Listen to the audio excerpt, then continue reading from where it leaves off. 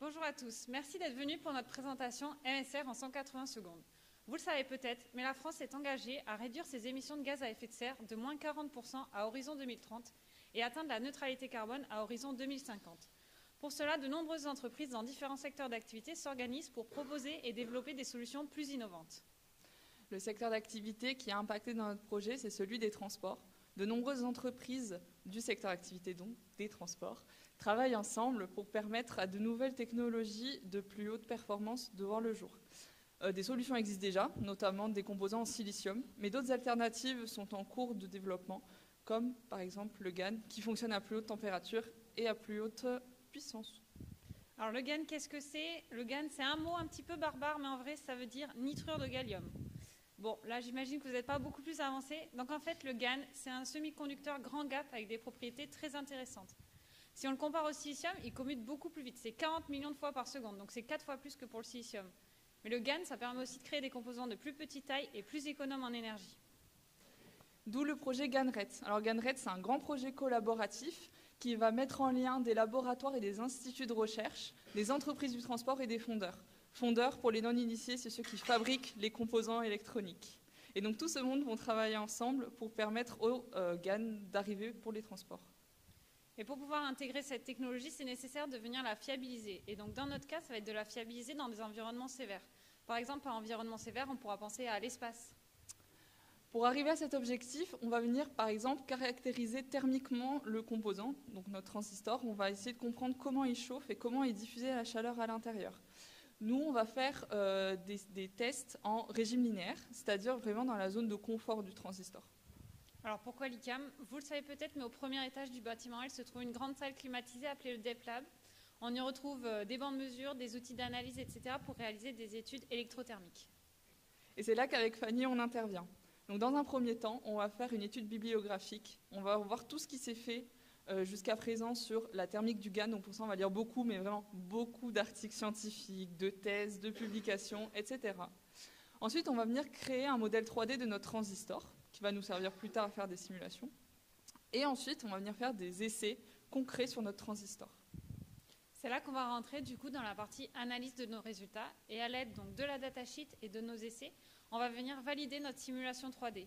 Et à l'aide de notre simulation 3D, on va pouvoir simuler l'échauffement à l'intérieur du composant. Mais on va aussi pouvoir mesurer la température de jonction à l'intérieur du composant. Donc rapidement, la température de jonction, c'est la température moyenne de la zone active. Donc c'est là où la puissance est dissipée à l'intérieur du composant. Mais on va aussi venir mesurer cette température en physique, donc sur notre bande test, pour pouvoir venir ensuite la comparer à notre simulation et toujours pour valider notre modèle. On peut se demander finalement, c'est quoi la suite du projet? L'idée, ça va être de pousser le transistor dans ses retranchements. Donc comme on l'a dit au début, c'est vraiment pour l'instant la zone de confort. Donc là, on va venir dans la zone qu'on dit saturée en faisant des tests en court-circuit. Mais ça, ce sera le projet du prochain MSR. Merci beaucoup pour votre attention.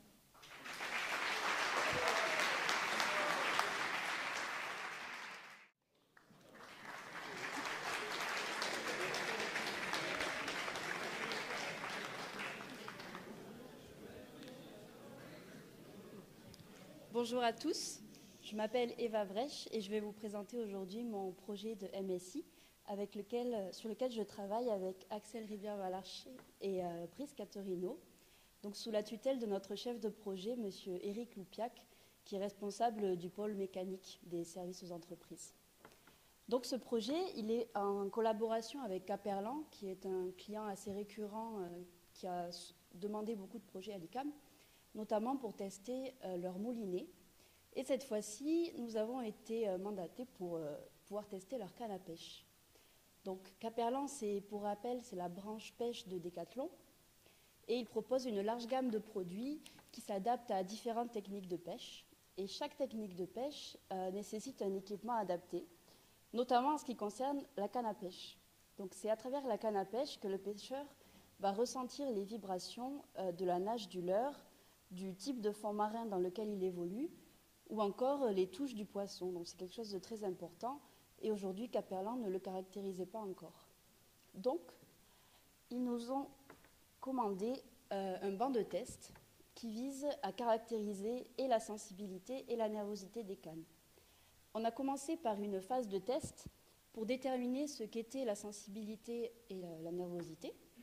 Donc on a déterminé que la nervosité, c'était la capacité de la canne à revenir en place une fois qu'elle a été pliée d'un tiers de sa longueur. Donc on va venir chronométrer le temps qu'elle met pour revenir à son état initial.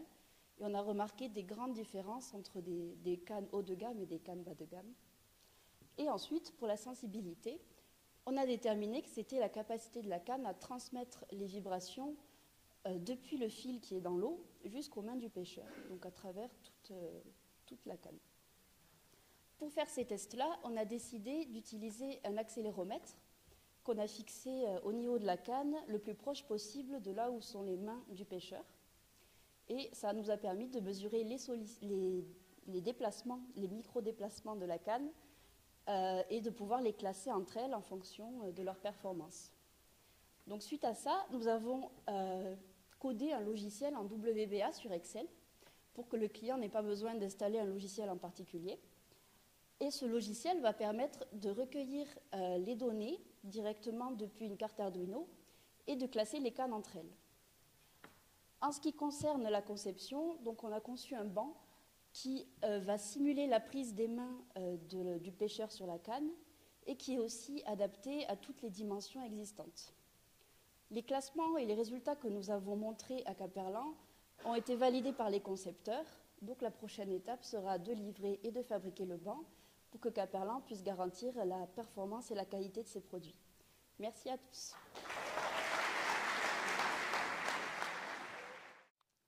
Très bien, donc bonjour à tous. Amaury et moi-même sommes fiers de vous présenter notre MSR en 180 secondes, donc sur la rédaction d'un article scientifique de recherche sur les assistants vocaux intelligents dans l'industrie.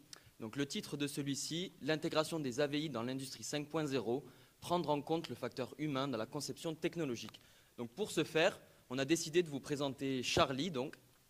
Charlie dirige une chocolaterie familiale fondée par son arrière-grand-père dans les années 30, donc de l'utilisation de l'électricité aux premières chaînes de montage, à l'utilisation du premier ordinateur jusqu'à l'intégration d'intelligence artificielle et de robotique dans son usine. L'usine de Charlie a subi au gré des générations de nombreuses révolutions.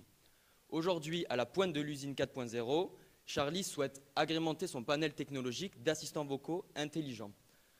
Pour ce faire, il souhaite le faire dans une démarche d'industrie 5.0, la nouvelle démarche actuellement en cours, donc une industrie centrée sur les problématiques humaines et écologiques. Charlie va donc se renseigner sur les assistants vocaux intelligents et pour enrichir sa culture scientifique, il va s'intéresser aux articles à ce sujet pour pouvoir avoir une coopération éthique et fiable entre les opérateurs de son usine et les AVI, assistants vocaux intelligents. Sauf qu'il ne trouve aucun article à ce sujet. Rares sont les articles qui traitent des assistants vocaux intelligents à rôle industriel. Donc là, c'est la catastrophe pour Charlie, jusqu'à ce qu'il tombe sur un article scientifique intitulé « L'intégration des assistants vocaux intelligents dans l'industrie 5.0, prendre en compte le facteur humain dans la conception technologique ». Donc un article simple et précis, basé sur sa problématique. Donc grâce à cette source, il y découvre les enjeux techniques et humains, mais aussi les trois principaux critères d'évaluation, donc l'utilité, l'utilisabilité et l'acceptabilité. Donc dans un premier temps, l'utilité, c'est est-ce qu'on a une vraie valeur ajoutée, est-ce que ça répond à un besoin. L'utilisabilité correspond à est-ce que c'est facilement utilisable par les opérateurs, est-ce qu'on a un guide méthodologique simple et compréhensible par l'opérateur. Et enfin, l'acceptabilité, est-ce que le système est adopté par les utilisateurs. Est-ce que les préoccupations liées à la vie privée, à la sécurisation des données, à la confidentialité, etc., est-ce qu'elles sont bien prises en compte? Et il bénéficie aussi d'un retour d'expérimentation mené par les auteurs de la recherche qui traitent d'une industrie qui ont déjà en fait, intégré ces AVI dans leur process. Donc grâce à cet article, Charlie ressort éclairé sur les enjeux techniques et humains de sa technologie et également sur des méthodes d'évaluation de ces enjeux-là. Il va pouvoir donc entamer des discussions avec ses opérateurs et ses techniciens pour à terme instaurer une relation fiable et éthique entre l'homme et la machine. Merci beaucoup. Alors bonjour à toutes et à tous. Avec Antin, aujourd'hui, on va vous présenter notre projet MSI, qui est donc sur l'entreprise HBS, donc Hydro Building System. Pour contextualiser un peu l'entreprise HBS, donc c'est une entreprise qui fabrique des menuiseries en aluminium et de la quincaillerie. Donc ces menuiseries ensuite elles sont utilisées donc, dans la fabrication de fenêtres, de portes ou de tout autre type de menuiserie. Pour garantir donc ces produits, HBS passe par le biais de tests d'endurance sur ces fenêtres. Donc les tests d'endurance c'est quoi? C'est tout simplement une simulation d'une utilisation donc, comme vous et moi. On va faire plusieurs cycles d'ouverture et de fermeture et par le biais de ces tests ils vont pouvoir garantir leurs produits. Il faut savoir qu'aujourd'hui, pour réaliser un test, ils réalisent un test à chaque nouvelle fenêtre qu'ils développent et entre la conception, la fabrication, l'achat et la mise en place de ces nouveaux bancs d'essai, ça met 12 semaines environ. C'est pour cela qu'HBS nous a contactés pour concevoir une installation robotisée qui permet de réduire ce temps à 3 semaines, programmation comprise. Celle-ci devrait être effectuée par n'importe quel technicien n'ayant aucune connaissance en informatique ou en robotique et devra permettre de se composer aux normes qui régissent la vitesse, l'accélération et les efforts à ne pas dépasser durant tout le test d'endurance de ces fenêtres. Donc c'est là toute la difficulté de notre mémoire, c'est donc à la fois quelque chose, donc un système robotisé complexe, mais avec une programmation qui est relativement facile pour l'opérateur. Donc nous dans notre démarche, on a commencé par faire une veille sur ce qui était disponible dans le marché robotique. Donc de cette veille, on s'est ensuite basé sur 3 critères qui sont donc la charge admissible, donc les efforts que vont être capables de donner le robot, la portée du robot, donc son rayon d'action, ainsi que sa mobilité, donc ça va être tout ce qui va être amplitude de mouvement au niveau des articulations. Donc par la suite, on a ensuite réalisé un préhenseur qui vient saisir la poignée donc dans les mobilités du robot pour pouvoir ouvrir et fermer la fenêtre. Et par la suite... Donc, suite à ces tests, ainsi que des mesures réalisées et une présentation au client, 2 points ont émergé. C'est le premier, la nécessité de revoir le préhenseur afin d'éviter l'induction de mouvements parasites, de forces parasites sur la structure qui pourrait amener un vieillissement prématuré de la fenêtre. Et le second point, c'est côté opérateur. Nous avons grandement ressenti la nécessité de simplifier la programmation. Pour cela, nous sommes lancés sur la programmation d'une interface de programmation simplifiée qu'on appelle URCAP, qui permettra à l'opérateur de réaliser le test pas à pas, similaire à une recette de cuisine. Pendant tout le processus, il sera guidé par des images simples et explicatives et il réalisera une suite de tâches simples mais qui devraient être réalisées dans un ordre précis pour mener à bien les tests. Donc comme l'a dit Quentin, pour terminer notre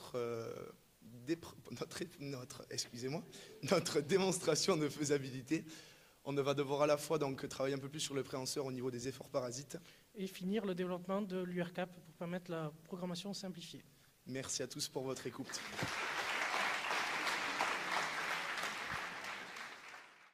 Bonjour à tous et bienvenue à bord. Là, ce truc que vous voyez, c'est notre nom de projet. Donc attachez bien vos ceintures et on va vous expliquer notre MSR en 180 secondes. Donc, comme vous le savez, aujourd'hui, la tendance est à remplacer les véhicules thermiques par les véhicules électriques. Et aujourd'hui, il s'agit de les rendre plus performants. Et nous y travaillons avec Vitesco Technologies. Donc, une voiture, c'est composé d'un moteur, d'une batterie, d'un chargeur. Et dans ces chargeurs, il y a des composants électroniques. Dans ces composants électroniques, ils sont placés sur une carte électronique. Et ils servent à la conversion du courant alternatif en courant continu pour permettre de recharger les batteries du véhicule. Et donc aujourd'hui, Vitesco Technologies aimerait changer les matériaux qu'ils utilisent pour la fabrication de leurs composants. Et chacun aimerait que sa voiture électrique se recharge le plus vite possible. Voilà pourquoi il faut des composants plus puissants. Donc qui dit plus de puissance dit plus d'effet Joule, donc plus de chaleur générée.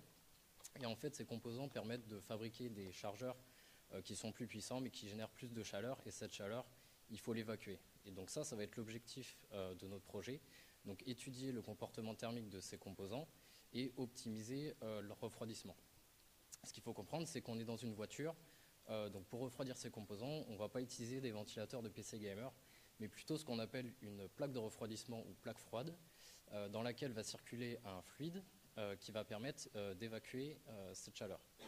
Donc du coup, notre job à nous, ça va être de concevoir cette plaque froide en optimisant au maximum la géométrie qui permettra d'évacuer un flux de chaleur le plus important possible. Et donc pour faire ça, on va faire des simulations qu'on va ensuite comparer à des expérimentations, aux résultats d'expérimentation. Et donc en fait, notre MSR, c'est simplement un TP, mais qui dure tout un semestre. Et donc du coup, on a la partie simulation donc numérique et la partie expérimentation. Et cette fois-ci, c'est nous qui faisons tout sur le banc d'essai. C'est-à-dire qu'on fabrique le banc, on commande les pièces, on monte tout, on assemble. Et à la fin, on fait les essais pour corréler avec les analyses, donc du coup numérique, et donc le tout pour corréler. Et voilà, je crois que c'est tout. Ouais.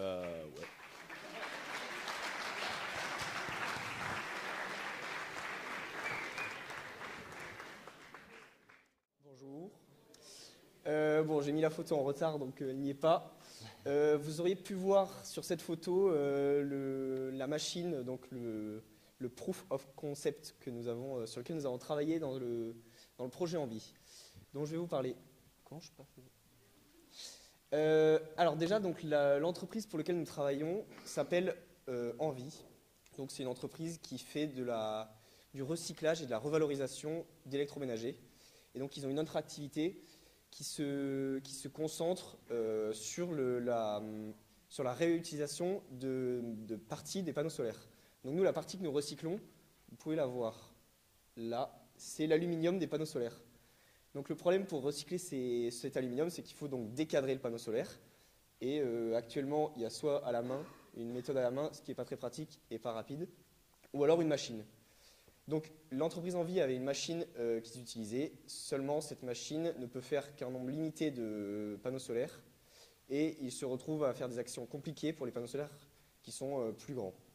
Donc notre mission, c'est la conception d'une machine spéciale, qu'on appelle spéciale, qui permet donc les mêmes fonctionnalités que leur machine, mais en adaptant un plus grand nombre de panneaux. Donc cette machine, elle a beaucoup de fonctionnalités que je vais vous décrire rapidement. Il faut qu'elle puisse presser. Donc c'est la presse, si vous voyez en rose. Donc il faut presser le panneau contre la table d'arrachage, sinon on se retrouve à avoir des glissements et donc c'est pas ce qu'on veut.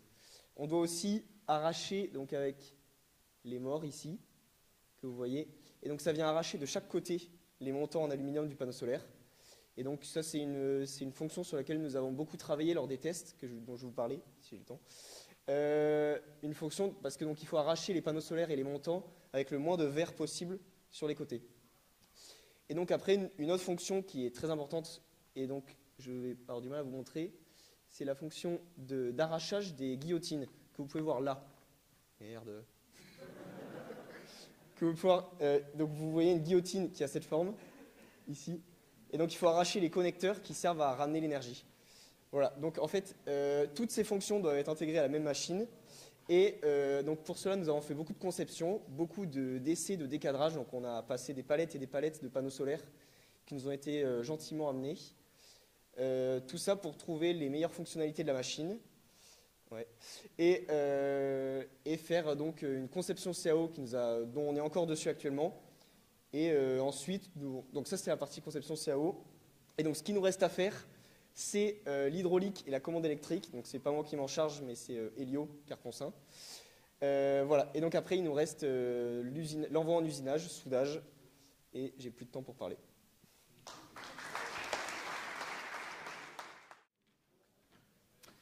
Donc bonjour à tous. Aujourd'hui, nous sommes très heureux de pouvoir partager avec vous notre sujet de MSR, qui était d'évaluer la maturité d'une entreprise à accueillir l'intelligence artificielle dans ses méthodes de travail. Pour cela, on va vous demander de faire preuve d'imagination, parce qu'on va vous demander de réfléchir à une entreprise qui serait comme un grand jardin en pleine croissance. Et donc, dans cette entreprise, on a des services, et ces services représentent les plantes de notre jardin.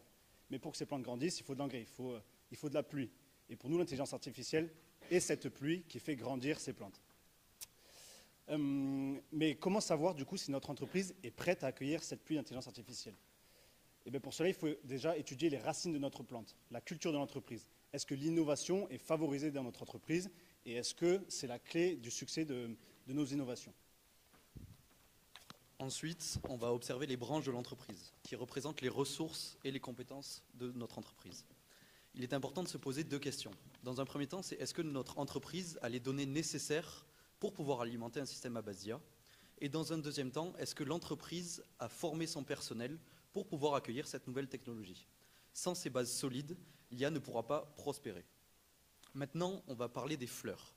Les fleurs qui vont représenter les avantages à l'intégration d'un système à base d'IA. Imaginez des processus automatisés qui permettraient tout simplement de réduire toutes les tâches rébarbatives et de se concentrer à des tâches à haute valeur ajoutée. Imaginez des données plus précises qui permettraient à nos dirigeants d'entreprise de se baser sur celles-ci pour pouvoir baser leur stratégie. L'IA, c'est vraiment un petit peu comme votre jardin d'entreprise et elle va permettre une plus grande prospérité pour celle-ci. Mais attention, l'intelligence artificielle ne doit pas remplacer le travailleur, elle est bien là pour l'accompagner. C'est l'humain qui reste au cœur de la stratégie de l'entreprise, c'est lui qui prend les décisions éthiques et c'est lui qui maintient ce lien social si précieux dans le monde professionnel.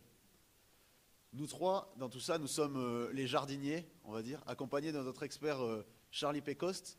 Nous mettons en place des questionnaires d'analyse de l'entreprise en suivant les 5 piliers développés par l'IA Singapour, l'Université de Singapour. Ensuite, nous mettons en place des réunions dans l'entreprise ou en visio pour discuter de ces résultats avec les concernés. Nous analysons les résultats et nous rendons compte de notre ressenti à l'entreprise. En conclusion, évaluer la maturité d'une entreprise à intégrer l'intelligence artificielle, c'est comme évaluer la maturité d'un jardin à accueillir la pluie. Si on arrive à garder l'humain au centre de la stratégie, tout en prenant les bonnes décisions stratégiques pour la prospérité de l'entreprise, on peut créer un écosystème dans lequel hommes et IA collaborent de façon harmonieuse et ainsi faire éclore de nouvelles opportunités pour tous. Merci. Merci. Bonjour à toutes et à tous, nous sommes Alexandre et Inès et nous allons vous présenter notre projet portant sur l'isogrid courbe. Ce projet traite de la façon de rigidifier les structures d'un avion, comme par exemple son fuselage. Alors, au lieu de tirer sa rigidité d'une peau très épaisse, donc très lourde, on peut utiliser des raidisseurs axiaux, appelés des lisses, et des raidisseurs radiaux, appelés les cadres. L'assemblage des raidisseurs radiaux et raidisseurs axiaux forme des rectangles, et ça s'appelle une structure orthogrid. Alors, l'isogrid, dont j'ai un échantillon ici, propose de remplacer les rectangles par des triangles, formant ainsi une structure isotrope, c'est-à-dire qui résiste aux efforts dans toutes les directions de la même manière. Et pour une quantité de matière équivalente à l'orthogrid, ça tient mieux que l'orthogrid. Donc, normalement, avec des raidisseurs en isogrid, on peut encore plus alléger la structure de l'avion. Alors, notre objectif, à nous, c'est de caractériser grâce à une étude d'éléments finis sur Abacus, 2 panneaux isogrid courbes dont les caractéristiques ont été déterminées par les MSI des semestres précédents. Abacus, que nous avons eu à découvrir, permet de prendre en compte les déformations plastiques des matériaux, ce qui est plus représentatif de la réalité.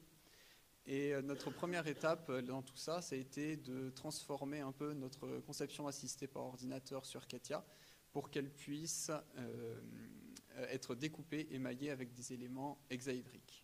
Donc les hexaèdres sont les meilleurs éléments tridimensionnels puisqu'ils permettent une meilleure convergence lors des calculs et que les éléments sont moins distordus.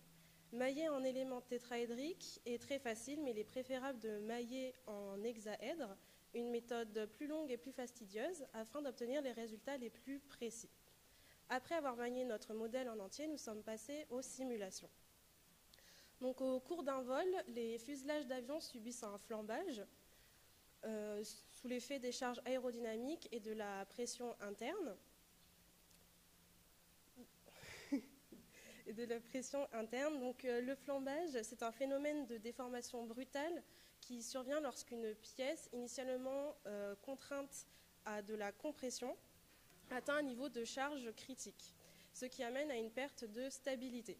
Et pour trouver cette charge maximale applicable à notre coque, nous devons obtenir en premier mode un flambage général. Et au vu du coût élevé de l'usinage de l'isogrid, il est crucial de réaliser des simulations afin de s'assurer d'avoir un flambage général et non un flambage local avant de passer aux essais. Voilà, donc aujourd'hui on attend les résultats des simulations et après il faudra rédiger le rapport d'instrumentation, faire le test et comparer les résultats avec les simulations. Merci de votre attention.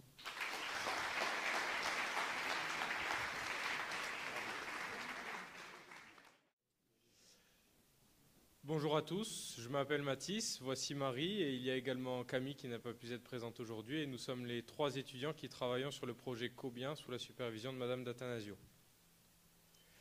La problématique de l'isolement des personnes âgées sur la zone frontalière entre la France et l'Espagne est une problématique complexe et silencieuse. En France, 2 millions de personnes de 60 ans et plus sont isolées de leur famille et de leurs amis et parmi eux, 530 000 sont dans une situation d'isolement extrême appelée mort sociale. L'isolement créé par les Pyrénées, donc l'isolement géographique, vient accentuer les difficultés qu'il peut y avoir pour la communication et le déplacement des personnes. Alors il faut savoir que l'isolement social peut être aussi grave pour la santé que des maladies qui sont déjà connues. C'est pour ça qu'avoir une connexion sociale est essentiel pour le bien-être des personnes âgées. C'est dans ce contexte que le projet Cobien a été lancé. C'est un projet qui est financé par l'Interreg POC-TEFA, donc l'Union européenne, sur 3 ans et pour 3 millions d'euros. Le but de ce projet, c'est de lutter contre l'isolement social des personnes âgées qui sont isolées aussi bien socialement que géographiquement dans la zone transfrontalière entre la France et l'Espagne. Notre projet se divise en 3 actions que vous avez ici. La première, c'est d'abord la création d'un réseau intergénérationnel. C'est-à-dire que dans la suite de notre mémoire, nous allons créer une association étudiante pour mettre en contact des étudiants et des personnes âgées. Cela permet d'avoir un lien intergénérationnel qui est très riche et qui permettra de renforcer la connexion sociale des personnes âgées. La deuxième action du projet est donc de créer un meuble en bois interactif qui pourra comporter de nombreuses fonctionnalités pour promouvoir la connexion sociale et le bien-être des personnes âgées. Léger, intuitif et polyvalent, il pourra proposer donc de nombreuses fonctionnalités comme des rappels de rendez-vous, la communication avec des proches, des jeux cognitifs ou encore des rappels, des alarmes en cas de chute, tout ça dans un design intégré au quotidien des utilisateurs. La dernière action est la création d'un IXO, un indicateur de connexion sociale.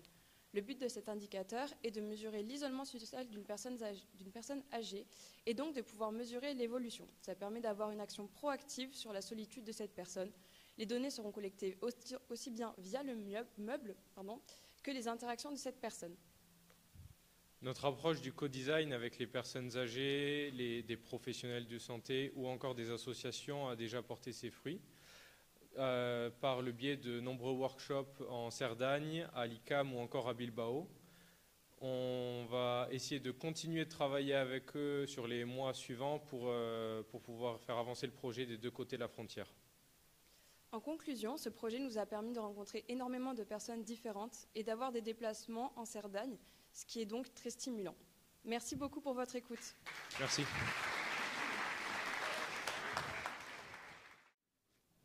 Bonjour à tous, nous sommes Kylian et Mathis et nous allons vous présenter le seul MSI sur lequel 2 pôles travaillent à la fois. Donc le pôle service aux entreprises avec Toufik Guettari en tant que chef de projet et le pôle recherche représenté par Alal Bouzid. Donc ce MSI vise à améliorer la gestion énergétique plus ou moins grande. Ce MSI vise à améliorer la gestion énergétique de zones géographiques plus ou moins grandes à l'aide d'une application novatrice pour le compte de GRDF. Imaginez pouvoir prédire et optimiser la consommation d'énergie à l'échelle d'un département, d'une région, voire même d'un pays. Notre application tire parti des dernières avancées technologiques en utilisant des simulations de pointe comme Typhoonil. Ce logiciel de simulation permet de modéliser à l'aide de modèles plus ou moins précis, plusieurs scénarios de consommation selon de multiples paramètres et facteurs d'influence. Mais pourquoi est-ce si important? Parce que l'énergie est au cœur de nos vies et sa gestion inefficace a un impact néfaste sur l'environnement et sur l'économie. L'objectif est donc de permettre à GRDF d'ajuster et de prévoir au mieux les besoins de consommation énergétique afin d'adapter leur production d'énergie basée sur des données précises et des simulations fiables. Pour ce faire, on va donc développer une application qui va permettre aux clients à n'importe quel moment et en n'importe quel lieu de simuler sur une smart grid le réseau électrique. L'objectif de la Smart Grid, ça va être de pouvoir réduire l'empreinte carbone du réseau électrique, mais aussi d'assurer une continuité électrique pour tous ses utilisateurs. Alors nous, on s'est basé sur des scénarios pour notre Smart Grid. Admettons qu'on ait plus de vent pendant les 3 prochains jours. Il faut alors s'imaginer que l'utilisateur, dans notre cas c'est GRDF, va alors demander à notre simulateur qu'est-ce qui se passerait dans ce cas-là. On va donc rentrer les données et en réponse, on aurait une indication qui nous expliquerait qu'il faudrait injecter plus de gaz ou alors qu'il faut utiliser l'interconnexion, par exemple, entre la France et l'Espagne pour assurer un équilibre dans notre réseau. Et mon travail là-dedans, ça a donc été la partie front-end de l'application, c'est-à-dire l'interface utilisateur. Pour cela, j'ai utilisé l'outil qui s'appelle React JavaScript. C'est un langage de programmation qui ressemble à l'HTML et au CSS et qui va nous permettre donc, de faire l'application et de faire tous les aspects visuels de cette dernière. Le front-end est un aspect important dans le développement d'une application, mais il ne faut pas négliger le back-end. C'est la partie cachée de l'application qui ne concerne pas directement l'interface utilisateur, mais qui traite toutes les demandes et exécute les opérations pour réaliser donc, les fonctionnalités requises par le front-end. Pour cela, j'utilise plusieurs outils comme pgadmin et PostgreSQL pour la base de données, mais aussi le langage de programmation Python Django pour relier notre application au logiciel de simulation Typhoon Hill et relier, analyser et traiter les données issues des simulations.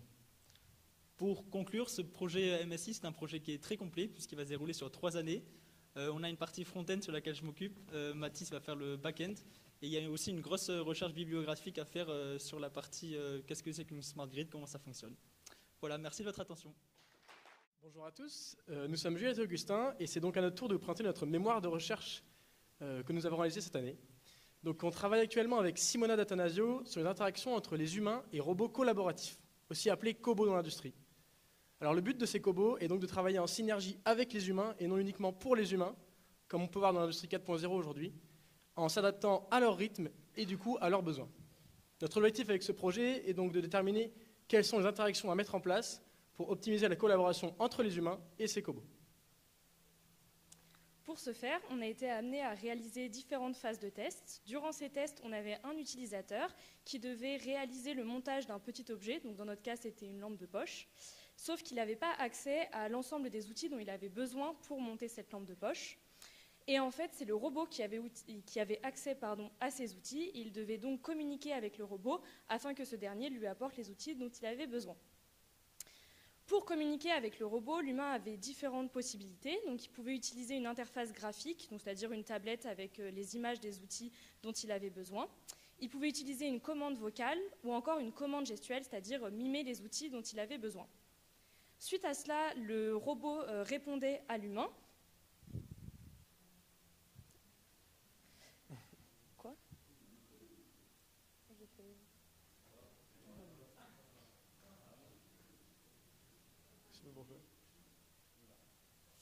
Donc, suite à ça, le robot répondait à l'humain, donc soit via la tablette, donc interface graphique, soit par un signal sonore. Et durant toute la phase de test, l'utilisateur était doté d'un bracelet avec un vibreur dessus qui lui permettait qui indiquait et qui vibrait lorsque le robot était dans sa zone de travail. On a testé toutes ces fonctionnalités donc, séparément, mais également tout ensemble, c'est-à-dire que l'utilisateur avait accès à l'ensemble des fonctionnalités donc, pour utiliser et travailler sur l'intermodulabilité. Et ensuite, à la fin de cette phase de test, l'utilisateur répondait à un questionnaire qui était basé sur un modèle et qui nous permettait de savoir ce qui était à modifier dans notre test pour l'améliorer et si notre test était donc acceptable.